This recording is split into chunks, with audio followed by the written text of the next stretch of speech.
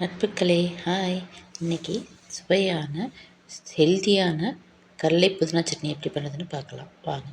ஒரு கப்பு கடலை, ஒரு கப்பு கொத்தமல்லி புதினா சேர்த்து கருவேப்பிலை ஒரு 2 எண்ணுக்கு சேர்த்துக்கோங்க.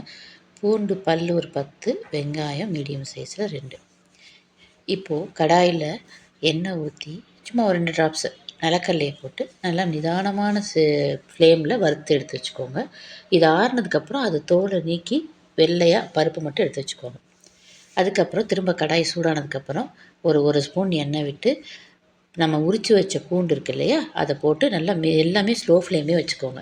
நல்லா நிதானமாக வறுத்தெடுத்து கொஞ்சம் கலர் மாறும்போது அரிஞ்சு வச்ச பெரிய வெங்காயம் அதையும் போட்டு நம்ம மிளகாய் சிவப்பு மிளகாய் யூஸ் பண்ணுறோம். அந்த 3 மிளகாயும் போட்டு வதக்கிக்கோங்க. ஒரு 2 வதக்குனதுக்கப்புறம் அரிஞ்சு வச்ச தக்காளியை போட்டுக்கோங்க. பூண்டு சும்மா ஒரு 2 மிளகு அளவுக்கு எடுத்து போடுங்க போதும். போட்டுட்டு நம்ம க்ளீன் பண்ணி எடுத்து வச்ச புதினா, கொத்தமல்லி, கருவேப்பிலை இது எல்லாத்தையும் சேர்த்து போட்டு வதக்கிக்கோங்க. நல்லா எல்லாம் நல்ல மணமாக வரும். அந்த நல்லா வதங்கி வரும்போது அதோடு எடுத்து ஆற வச்சுக்கோங்க.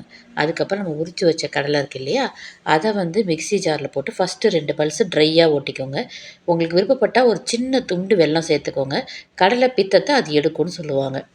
அதுக்கப்புறம் ஆற வச்ச அந்த வெங்காய தக்காளி புதினா எல்லாத்தையும் சேர்த்து போட்டு தேவையான அளவு உப்பு போட்டு லைட்டாக தண்ணி விட்டுக்கோங்க. விட்டுட்டு நல்லா அரைச்சி வச்சுக்கோங்க. கொரகொரப்பாக இருக்கணும், மையாக போயிடக்கூடாது. அதுக்கப்புறம் ஒரு ஸ்பூன் கடாய் சூடானதுக்கப்புறம் எண்ணெய் விட்டு கடுகு அரை ஸ்பூனு, உளுத்தம்பருப்பு உடைச்ச உளுத்தம்பருப்பு ஒரு அரை ஸ்பூனு, ஜீரகம் ஒரு அரை ஸ்பூனு, அதில் தாளிச்சிட்டு கருவேப்பிலையை போட்டு தாளிச்சிட்டு பெருங்காயத்தை போட்டு தாளித்து இறக்கிட வேண்டியதான். நீங்கள் விருப்பப்பட்டால் 2 வரமிளகாய் இதில் கிள்ளி போட்டுக்கோங்க. உங்களுக்கு காரம் பிடிக்குன்னா. நான் பசங்களுக்காக காரம் கம்மியாக பண்ணுறேன். அவ்வளோதான். இதை தாளித்து அந்த அரைச்சி வச்ச ஜாரில் அந்த சட்னி வேறு ஒரு பவுலில் மாற்றிட்டு அது மேலே தாளித்து கொட்டிக்கோங்க. இது தோசை, சப்பாத்தி, இட்லி எல்லாத்துக்கும் சூப்பராக இருக்கும்.